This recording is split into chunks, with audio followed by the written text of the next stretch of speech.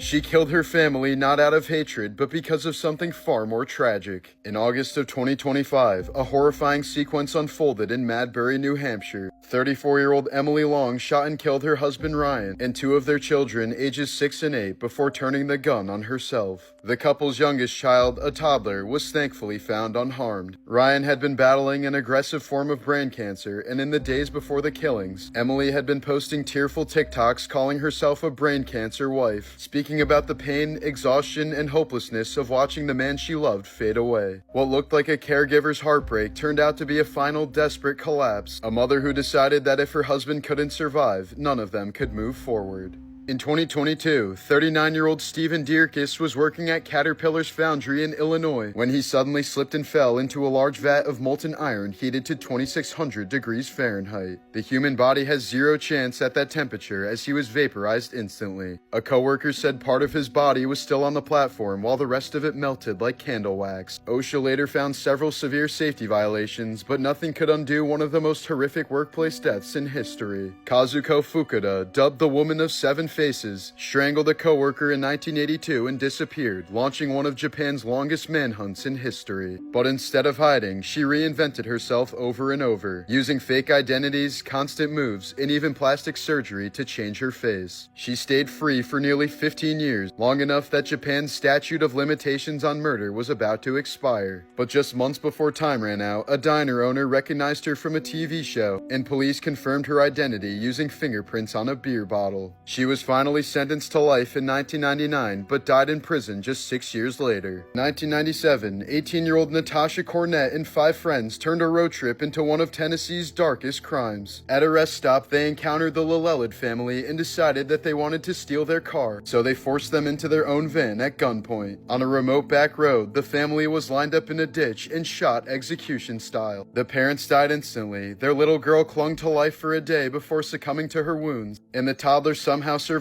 but was left blind in one eye and permanently disabled. When investigators arrived, they found the family's bloodied Bible left open in the grass and tiny children's shoes scattered at the scene, with one officer describing it as one of the most horrifying crime scenes he had ever witnessed. The killers fled in the family's van hoping to reach Mexico, but were captured within days. Cornett, who later called herself the daughter of Satan and believed that he would spare her, instead learned she was powerless, condemned to life without parole alongside her accomplices. These are some morbid facts about Charlie Sheen. When he was only 10 years old, Charlie Sheen traveled with his father to the Philippines for the filming of Apocalypse Now. There he witnessed a real water buffalo being decapitated by a machete in a ritual sacrifice, a moment filmed for the movie. Sheen later said the image stayed burned into his memory and was one of the most brutal things he had ever witnessed. At the peak of his fame, Charlie was burning through drugs at such an insane pace that he admitted he had a different reality. At one point, the actor was spending nearly $2,000 a day on cocaine and once admitted to smoking enough crack to fill a swimming pool. His binges spiraled into weeks-long parties filled with drugs and sex, where he bragged about sleeping with both men and women while high. It was during this reckless era that he contracted HIV, a diagnosis he kept secret for years as rumors about his health exploded. When Sheen finally revealed his HIV diagnosis in 2015, the confession was both shocking and life-saving. Doctors gave him credit for prompting a 95% increase in HIV testing kits, likely saving thousands of lives. In 1990, Sheen's engagement to actress Kelly Preston came to a bloody end when she was shot in the arm inside his home. Sheen later claimed a revolver had slipped from his pocket and accidentally discharged when it hit the floor, but the incident was enough for Preston to leave him immediately, prompting rumors that Charlie had actually attempted to kill her.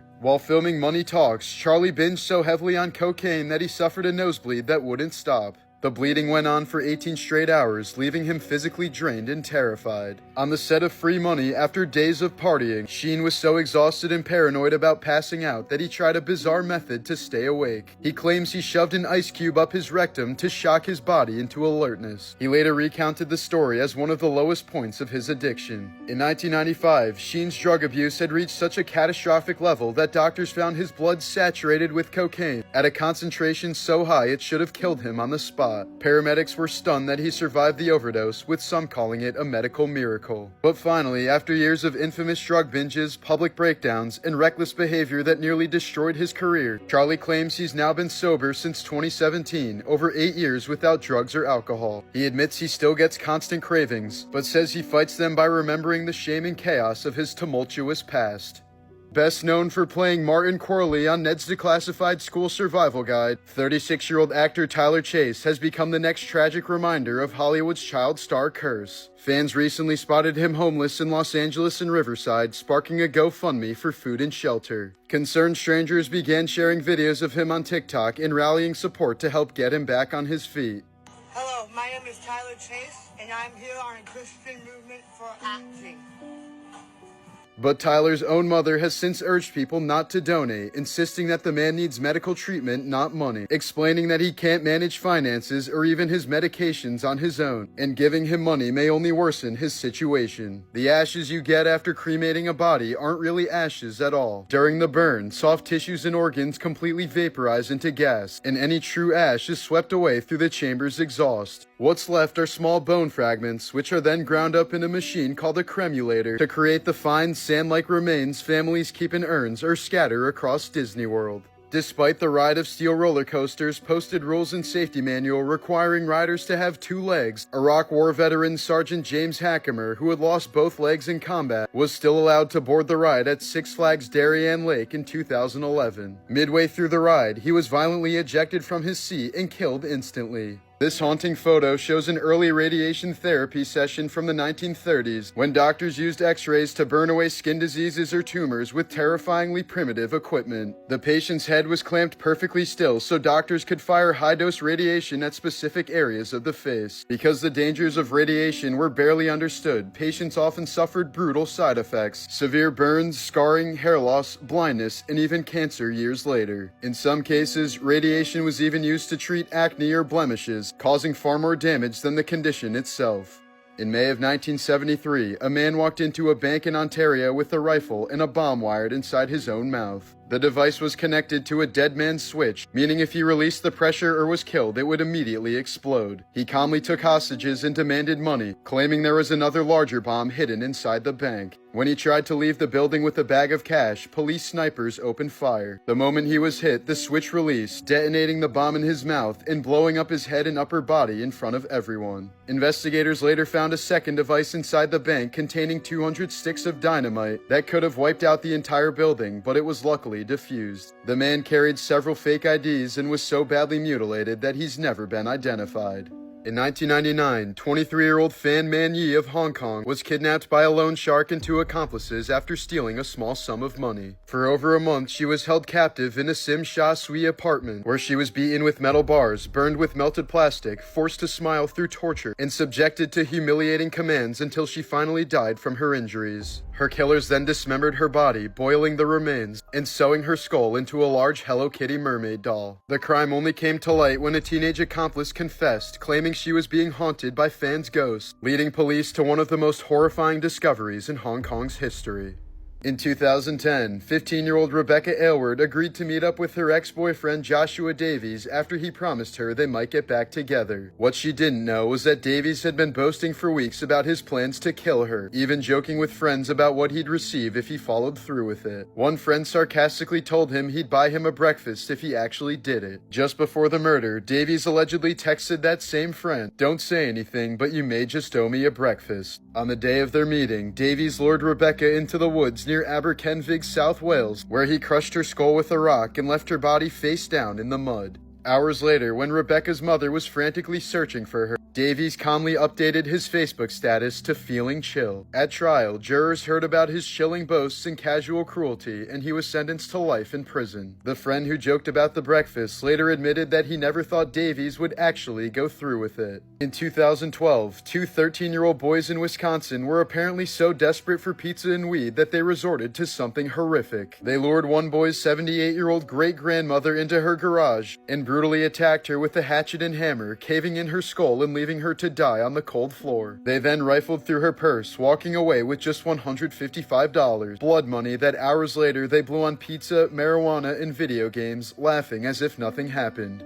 Investigators described the scene as one of the most disturbing they'd ever witnessed. The frail woman's body left beaten and discarded over a sum barely worth a week's allowance. Both boys were quickly arrested, showed little remorse, and were sentenced to decades in prison, ensuring the rest of their youth would be spent behind bars. In September of 2025, 21-year-old University of Kentucky cheerleader Laken Snelling was arrested after her roommate called 911 to report finding a dead newborn in their off-campus home. The baby boy was found wrapped in a towel and shoved into a black garbage bag in the back of a closet. When first responders arrived, the baby was described as cold to the touch, suggesting he had been there for hours. Police later learned Snelling had secretly carried the pregnancy to term, delivered the baby in silence, and left him hidden before leaving the house. She was later taken into custody and charged with abuse of a corpse, tampering with evidence, and concealing the birth of an infant. Since her arrest, Snelling has withdrawn from the university and is no longer listed on the school's cheer team. If convicted, the felony charges alone carry up to 5 years in prison and thousands in fines. She was released on a $100,000 bond and is currently under house arrest with her parents in Tennessee as investigators continue to determine the baby's cause of death. April of 2023, 20-year-old Kaylin Gillis was riding with friends through rural upstate New York when their GPS led them into the wrong driveway. Realizing their mistake, they immediately began turning around to leave, but homeowner Kevin Monahan quickly emerged with a shotgun. Without a word, he fired 2 blasts into the vehicle as it rolled away, one round striking Kaylin in the neck. Her friends frantically drove miles searching for cell service, but by the time they reached any help, she was dead. At trial, prosecutors described how Monahan showed no remorse, even claiming he had done nothing wrong. The next year, a jury convicted him of second-degree murder and he was sentenced to 25 years to life, leaving Kaylin's family haunted by the fact that a single wrong turn ended in their daughter's execution-style death.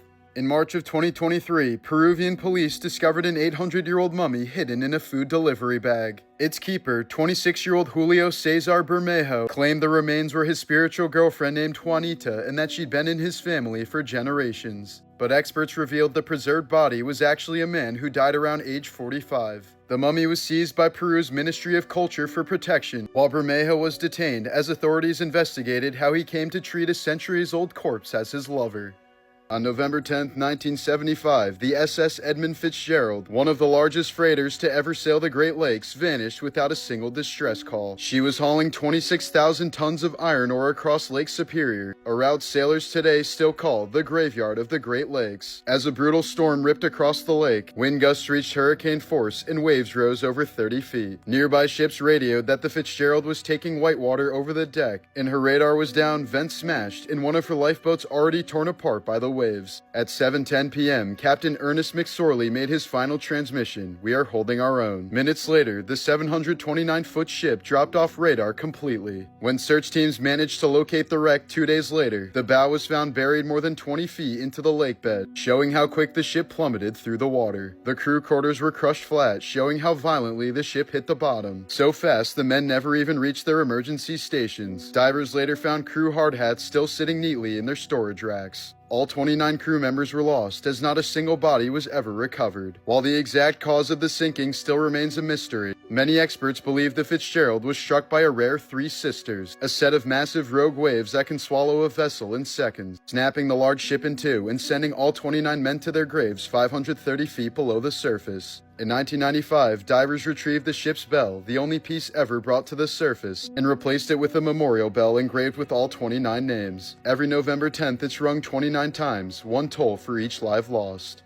Her selfish decision caused her toddler son to die in one of the most excruciating ways imaginable. In May of 2011, 2-year-old Kenton Brown died a slow, agonizing death inside his mother's car in Louisville, Kentucky. His mother, Molly Schaus, had stopped to buy drugs and passed out for nearly 12 hours, leaving her baby trapped in his car seat as the temperature inside the vehicle climbed to more than 130 degrees Fahrenheit. When she finally woke up, Kenton's tiny body was covered in sweat and blisters, his lips blue, and the buckle that held him in place had seared into his skin. Detectives said he had clawed away at his car seat straps and pulled pulled his own hair out in a distressed panic before succumbing to heat and dehydration. Schaus was later found to be under the influence of Xanax and marijuana, and initially lied to police about what had happened, claiming she'd only been gone for a few minutes. A jury convicted her of wanton murder, calling it one of the most disturbing cases they'd ever seen. She was sentenced to 35 years in prison, as the courtroom wept while prosecutors described Kenton's final moments, awake, terrified, and slowly dying alone inside the car his mother never returned to.